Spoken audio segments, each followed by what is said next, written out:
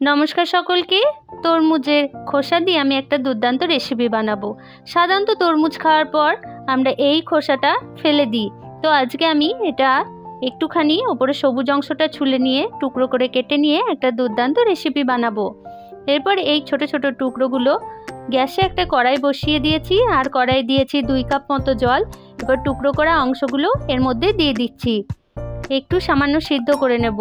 গ্যাসের ফ্লেমটা কিন্তু লো টু মিডিয়ামে থাকবে। দেখুন ফুটে এলে একটা ঢাকা দিয়ে দেব, 10 মিনিটের জন্য ঢাকা দিয়ে এটা সিদ্ধ করে নেব। সিদ্ধ করে নিতে হবে, নাহলে ভালো লাগবে না। এরপর আমি তুলে নিচ্ছি। দেখুন জলটাও অনেকটা শুকিয়ে এসছে। এরপর আমি সিদ্ধ হয়ে যাওয়া তরমুজের এই অংশটা আমি তুলে নিচ্ছি। দেখুন তুলে নিলাম। এরপর গ্যাসে সামান্য পরিমাণ জল দিয়ে দেব প্রায় 150 গ্রাম চিনি, দিয়ে একটা শিরা বানিয়ে নেব। আর দিয়ে দেব 3টে ছোট এলাচ। এলাচের খোসাগুলো দিইনি, শুধুমাত্র দানাগুলো দিয়ে একটা গুঁড়ো বানিয়ে নিয়েছি। এবার এটা দিয়ে মিশিয়ে নেব। আর এই খোসাগুলো আমি চায়ের সাথে ব্যবহার করি, আমি কিন্তু ফেলে দিই না।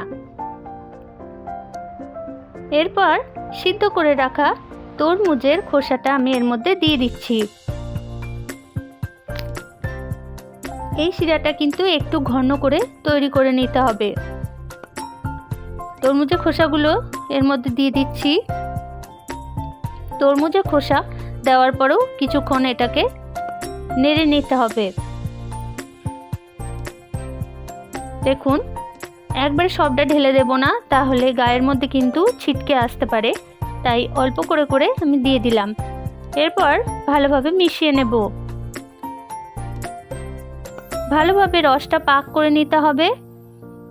রসের মধ্যে যেন কোনোভাবেই জল না থাকে। দেখুন বড় বড় বাবেলস উঠছে, তার মানে বুঝতে হবে অনেকটাই রেডি হয়ে এসছে। এটা হলো তরমুজের মোরব্বা।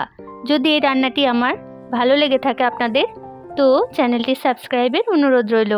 এরপর উঠিয়ে নিচ্ছি, ঠান্ডা হলে পরিবেশন করবেন। খুব ভালো লাগে, বানিয়ে খান এবং সকলকে খাওয়ান। ধন্যবাদ সকলকে রান্নাটি দেখার জন্য।